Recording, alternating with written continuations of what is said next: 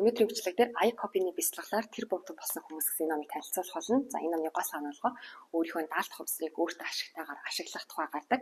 Тэгээд даалт хувцсч угаасаа бид нэр тэрийг хүлээн зөвшөөрөх угаасаа ажиллаж идэг зүйл шүү дээ. Тийм учраас өөртөө ашигтайгаар ажиллах арга барилыг энэ дээр заадаг байгаа.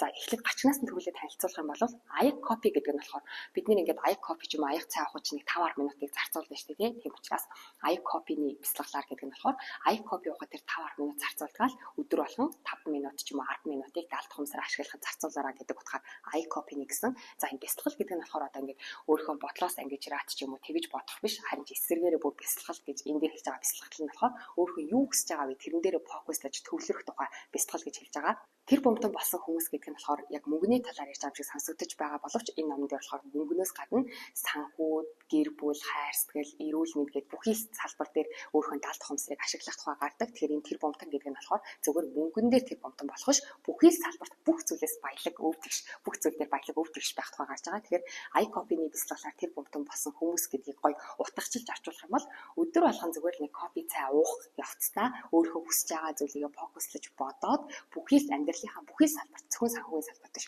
бүхий салбарт хүсэж байгаа зүйлээ олж авах аргын тухай заадаг ном байгаа.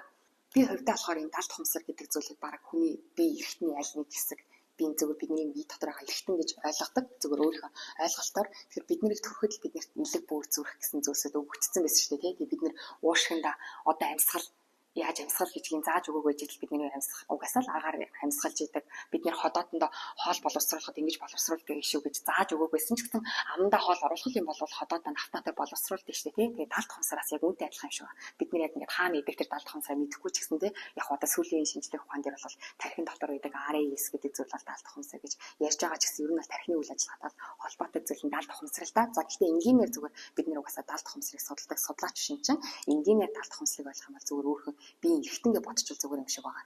Тэгэхээр саяны хэлсэнчлэн аман дотроо хоол оруулах юм бол тэрийг нь хоолыг нь боловсруулдагтай адилхан бид нар юу бодох вэ гэдгийг толгойн дотроо ямар нэгэн бодлыг зориудаар бодох юм бол тэрнийх нь биелэл болдог. Яг л хоолыг идэх юм бол хоол маань автоматар боловсруулдаг шиг энэ даалт хувцсар гэдэг нь бид нар юу бодож ийн, юу мэдэрч ийн тэрийг бодит байдал болгодог. Гэхдээ бид нар одоо ингээл бидний бие чи одоо автоматар ингээд хоол боловсруулд юм чинь юу ч хамаагүй идээд тахад л болно. Угаасаа бие маань мэдээд угаасаа өөрөө боловсруулчих юм шиг гэдэггүй шүү дээ, тий. Бид нар бие маань угаасаа мэдээд хоолоо боловсруулах ч гэсэн бид нэр зөв хоолыг өгч ижил бидний биеийн шин тэжээлтэй буруу олох юм бол буруу үр дагавар гарна шүү дээ, тий. Яг үүнтэй адилхан үнэхээр бидний даалт хувцсар гэдэг зүйл бидний бодлыг биелүүлдэг юм байна. Гэхдээ зөв бодлыг өгөх хэрэгтэй юм байна. Зөв бодлыг өгөхгүй бол ходоод маань хэдчнээ сайн хоол боловсруулсан ч гэсэн буруу хоол, муу хоол идэх юм бол биднээс сөрөг нөлөө үзүүлнэ шүү дээ, тий. Үүнтэй адилхан даалт хувцсар гэж зүйл хичнээн хүчтэй байлаа.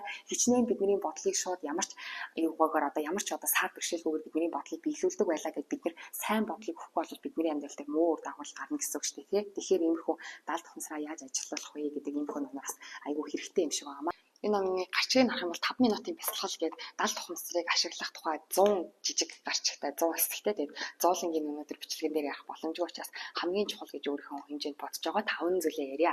За хамгийн түрүүнд даалт хувцсар гэдэг чинь даалт хувцсрын хамгийн үндсэн философи нь болохоор та юунд итгэн таны итгэж байгаа зүйл чинь таны амьдралд биелэлээ олно. Итгэвэл биелэн гэдэг философи чинь даалт хувцсар шүү дээ, тий. Тэгвэл итгэвэл биелэн.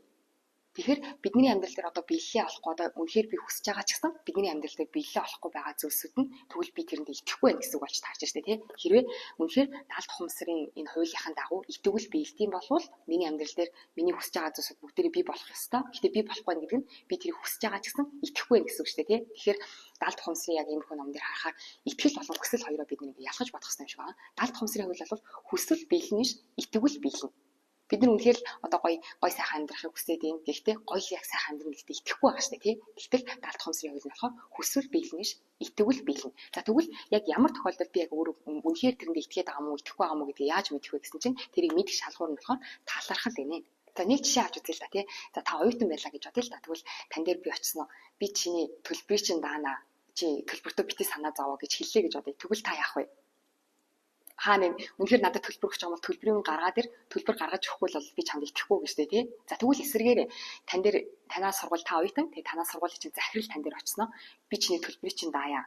Чи тэтгэлэгтэй боллоо. Чи төлбөртөө санаа зовох хэрэггүй гэж хэллээ гэж бодъё танаа захирал чинь. Тэгвэл та яах вэ? Шууд л баярлаа штэ тий. Та тэр хүнээс танаа захиралчээ гэж хэлэх юм бол та тэр хүнээс баталгаа нотлох шаардахгүй шууд л баярлаа гэж хэлнэ штэ тий. Яагаад гэвэл та итгэж байгаа учраас. Харин би танд очиод тэгж хэлэх юм бол та баярлаа гэж хэлэхгүй шүү дээ, тий. Шууд баталгаа нотлохоо шаардна. Яагаад гэвэл итгэхгүй байгаа учраас тий. Тэгэхээр даалт ухамсарын яг энэ хуулийн дагуу бол итгэвэл биелнэ. Тэгээ та үнэхээр итгэж гин үгүй юу гэдгийг шалгуурч юм болохоор талархал. Тийм болохоор энэ ном дээр талархлыг аягүй их дурдж өгсөн байлээ. Та юу хүсэж байгаагаа ертөнцлөө ингээд хэлээ, өглөө сэрэнгүүтээ ч юм уу, орой унтахынхаа өмнө ч юм уу тий. Яг даалт ухамсарч угаасаа өглөө сэрэнгүүт ингээд бид нэг жоохон дүүнг байдаг шүү дээ тий. Тэр үед юм эсвэл яг унтах гад нэг ингээд бас ил ухамсар маань яг унтаж эхэлж байгаа. Тэр үед даалт ухамсар аягүй хүчтэй ажилтдаг гинэ. Тэгээ тэр үед болохоор хүслээ аягүй сайн шивнэх хэрэгтэй гэдэг. Тэгээд хүслээ шивнэснийхаа дараа болохоор энэ дээр үнэхээр итгэвэл биелдэг даалт ухамсар тэгж ажилт юм а. Тийм учраас хүслээ шивнэснийхаа дараа энэ зүйлсийг надад өгсөнд баярлаа гэд яг авчихсан юм шиг байг талархлаа илэрхийлж байгаа хэрэгтэй юм гинэ. Тэр нь болохоор яг даалт ухамсарны улаар итгэвэл биелэн гэдэг учраас итгэсний баталгаа бол талархал байдаг. Тийм учраас хүслээ шивснийхаа дараа дандаа талархаж байгаараа гэж хэлсэн байлээ. Тэгээд даалт ухамсартай холбоотой ер нь сүүлийн судалгаан дээр сүүлийн судалгаа хийх жилийн номон дээр хэлсэн байсан л да. Даалт ухамсар чинь гэдэг чинь тэ бодвол биелээ болно. Бод сайхан зүйл бодох юм бол биелээ болно гэж хэлдэг. Тэгтэл бодсноос илүү амаараа хэлэх нь илүү хүчтэй байдаг. Тийм учраас тунхаг л хэлдэг тэ. Тэгтээ тунхаг хэлсэнснээс илүүгээр бичих юм бол илүү бит болж байгаа учраас хүслээ бичээ гэдэг. Тэгээ хүслээ бич гэдэг байсан бол сүүлийн үед бол бүр зургийн хэлбэрээр байлгах нь илүү хүчтэй гэдэг байсан шүү дээ. Тэгтэл одоо сүүлийн үеийн яг даалт ухамсарын ном дээр бол зураг болгосноос илүү бүр бичлэг болгох нь илүү хүчтэй. Бичлэг болгох юм бол бүр ингээд амаараа ярьж ин хэлбэр дүрстэй бай ингээд бүр илүү бодтой шүү дээ.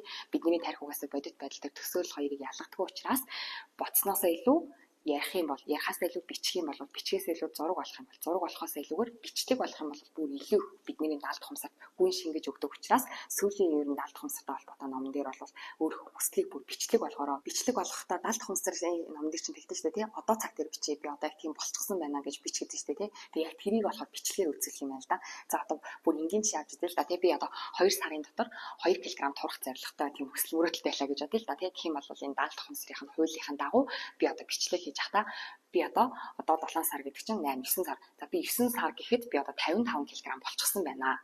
Одоо 2024 оны 9 сар болчихсон байна. Баццгээ чи аль хэзээ 55 кг болчихсон байна гэж ингэж бичлэг хийх юм байна л да. Энгийн жишээгээр та ч гэсэн тэгээд ингээд бичлэг хийж үзээрэй. Угаасаа л үр дүнгийн хувьд бол ингэж ярьж бичсэн зураг болгосноос илүүгээр бичлэг болох нь илүү их үр дүнтэй гэдгийг баталсан юм чинь. Нэг нь л хийж байгаа чинь илүү их үр дүнтэйг нь хийсэн зүгээр шүү дээ тий.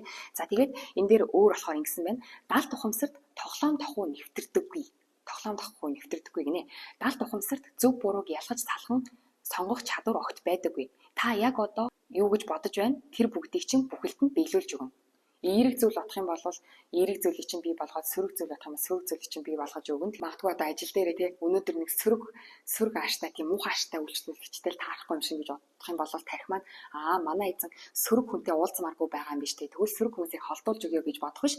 Сөрөг гэсэн яг гол үгэн дээр нь фокуслал сөрөг хүмүүсийг өөртөө татна гэсэн үг. Тэгэхээр даалт ухамсар тоглоом тохуу нэвтэрдэггүй шүү гэхээр та бүр зориудаар санаатаагаар өөрөө хүсэж байгаа зүйлийг бодох хэрэгтэй. Санамсаргүйгээр ч юм уу хүсэх байгаа зүйлийг бодох юм бол газ тэр бодлоо таслаад байх хэрэгтэй. Яагаад гэвэл даалт ухамсар бол эерэг сөрөг байна уу? Энэ манай энэ эзэн яг энэ зүйлийг хүсээд энэ хүсэхгүй байна уу гэдгийг нь ялгах чадваргүй учраас та өөрөө л зориудаар ил ухамсартаа ил ухамсар гэдэг чинь бодож штэ тий. Ил ухамсартаа үнэхээр би хүсэж байгаа зүйлийг бодоод энэ хүсэх байгаа зүйлийг бодоод энэ хүсэх байгаа зүйлийг бодох юм бол даалт ухамсар руу орохоос өмнө тэрийг бодлоодоо болиулах хэрэгтэй штэ тий. Нэг бас энэ номон дээр гарсан нэг сонирхолтой юм нь юу байсан? Одоо ингэж бид нэр сайхан бодвол сайхан зүйл болно, муухай бодвол муухай бодно гэж хэлэхэд зарим тохиолдолд ингэж айгүй сайхан хүн хэрнээ жоохон тийм онцгой амьдрдаг тохиолдлууд байдаг шүү дээ тий. Тэгээд бид тэрийг харах юм бол сайхан бодоод байгаа сайхан хүмүүс төртөл өөртөө болон өрөөлж гэсэн сайхан зүйлсийг хүсэж байгаа хэрнээ тэр хүн сайхан амьдрахгүй шүү дээ гэх зүйл харагддаг. Тэгээд тэрийг болохоор энэ ном дээр тэгж тайлбарсан байлаа. Хитрхи сайн хүмүүс болохоор ингэж жоохон шунал багтаа байдаг гинэ. Зүгээр ингэж одоо хүслээ даалт ухамсар биелүүлээд өгнө гэж яхад тэр даалт ухамсартаа ингэж бүхий л хүсэж байгаа зүйлийг хэлэх хэрэгтэй байтал зарим ингэж хитрхи даруухан ч юм уу сайн хүмүүс нь болохоор даалт ухамсартаа нэг жохоо юм хэлдэг. Ягаад гэвэл хитрхи хэмэлчих юм бол бусд хүмүүсийн ямиг авч байгаа юм шиг бодоод жохоо юм хэлдэг гинэ. Тэгтэл яг ингэ өөрөө юу хүсэж байгаагаа авах хүсэж байгаа тийм шуналтай одоо юу хүсэж байгаа юу гэдэг илэрхийлж чаддаг хүмүүс даалт ухамсарыг илүү сайн ажилуулдаг. Тэгээд бидний даалт ухамсар тэр одоо ертөнцийн дээр даалт ухамсарт бол ямар ч тийм хэмжээ хязгаар гэж байхгүй. Та маш их зүйлийг олж авсан ч гэсэн одоо бусад хүмүүсийн юмнаас та булааж ин гэсэн үг биш. Бусад хүмүүс ч гэсэн маш их зүйлийг авсан гэсэн таны юмнаас булааж байгаа хэрэг бишээ. Тийм болохоор тийм даруй зан гаргалгүйгээр даалт ухамсартаа өөрөө юу хүсэж байгаа вэ тэрийг бүгднгийн хэлээрээ хитрхи сайн хүмүүс бас энийг хийж чаддгүй шүү гэж бичсэн бас нэлээд гой сонирхолтой санагдсан. Тэгэхээр та ч гэсэн тэр даалт ухамсарынхаа бас энэ ертөнц дэлхийн баялаг маш хангалттай байдаг гэдэгт итгээд те даалт ухамсартаа өөрийнхөө хүслийг шимэлтэй. За нэг юм байх болондоо биш те юу хүсэж байгаа бодож чадах хамгийн дээд хэмжээндээ угаасаа 200 гарч 100 дээр унах гэж үгээд штэ тий 200 гарч 100 дээр унж байгаа чинь 100 гарах юм бол 0 дээр унах гэсэн үг штэ тий тэгэхээр 200 гарч 100 дээр ундын чинь даруй зан гаргалгүйгээр даалт ухамсартаа бол хүсэж байгаа бүх зүйлээ хилээд үзээрэй гэж энэ ном дээр зөвлөж байна. За хамгийн сүүлийнх нь даалт ухамсартаа холбоотой энэ номны 97 дугаар хуудсан дээр байна. Энэний хэсэг бол бүр маш чухал юм шиг байсан учраас нэлээд уншиж өгье гэж бодож байна. За 97 дугаар хуудсан дээр атаархал гэдэг амжилтын хамгийн том дайсан. Тэгэхээр даалт ухамсараа өөртөө ашигтайгаар ажиллуулахад биднэрт хамгийн том саад болдог зүйл бол атаархал явах нэ. За атаархал маш олон хүнийг ядуу амьдруулдаг зүйлийн нэг юм. Бусдын баян чинээлэгт атаархвал тэр баян чинэлэг байдал тань руу урсаж орж ирэх бус танаас урсан гарч одох болно. Ядуу хүмүүсийн дийлэнх нь бие биедээ тусалж сайн дурын ажил их хийдэгч өөрөөсөө бага зэрэг илүү амжилттай яваа хүмүүст атаархаж ил талд илдвэр ярьдаг. Гэвтэл баян чинэлэг хүмүүсийн ихэнх нь бусдад сайн зүйл тохиолдоход талархан чин сэтгэлээсээ баяр хүргэж чаддаг байсан. Атаархал нь таны баян чинэлэг амьдрах замыг хөндлөн булт хааж танд хамгийн их төв учруулагч юм аа. Тэгэхээр даалт ухамсарын хуулиар бол атаархах юм бол нөө сөрөг энерги цацруулах учраас сөрөг зүйлийг өөртөө татах юм байна. Харин бусад хүний юмд атаархах биш. Бусад хүнийг таны одоо хүсэж байгаа зүйлийг биелүүлчихсэн байгаа тэр хүмүүст атаархах биш. Тэдний өмнөөс бүр баярлаж чин сэтгэлээсээ талархах юм бол талархаж байгаа юм чинь тэрийг өөртөө өлөөгөө татаж өөрийн болгох юм байна. Тэгэхээр даалт ухамсар гэдэг зүйл бол маш хүчтэй. Гэхдээ тэр маш хүчтэй зүйлийг хаадаг хамгийн том саад нь бол атаархал байдгийг гинэ. За тэгээд энэ ном дээр болохоор энэ мэтчлэнгээр даалт ухамсараа өөртөө ашигтайгаар ажиллуулах 100 төрлийн зүйлийг бичсэн байдаг. Тэгээд энэ номын зохиолч нь болохоор энэ номыг нэг удаа бол ингээ бүрэн уншаад хоёр дахь удаагаас нь бол тэгээд 100 гарчиг нь болохоор нэг гарчиг болгон дээр 2 3 утас байдаг байхгүй. Тэгээд номын зохиолч нь болохоор энэ 2 3 утсыгаа өдөрт л зүгээр яг нэг өдөртөө л 2 3 утсыг уншаад тэргээ бясалгаж уншихыг илүү санал болгосон байл. Яагаад гэвэл даалт ухамсар чинь бидний суур ихтгэл үнэмшил шүү дээ. Тэгээд суур ихтгэл үнэмшил чинь нэг удаа нэг баахын сонслоо гэд өөрчлөгдөхгүй ихтгэл нөгөө худлаа үгийг 1000 сонсоход үнэн болдог гэдэг шиг бидний суур ихтгэл үнэмшил маань ингэж олон удаа давшиж сонсноор биелэлээ олж өөрчлөгдөх учраас намын зохиолч маань энэ 100 сэдвийг нэг удаа бүтэн уншсан бол дараа нь бол сэдв бүрээр нь багаар өдөрт л нэг копи ухаад 10 минутыг зарцуулдаг гэчээр 10 минут уншаад бясалгаад тэгээд өөрийнхөө даалт ухамсарыг өөрчлөөрөө гэж санал болгосон байлээ. Тэгээд дараагийн бичлэгээр орзээ баяртай.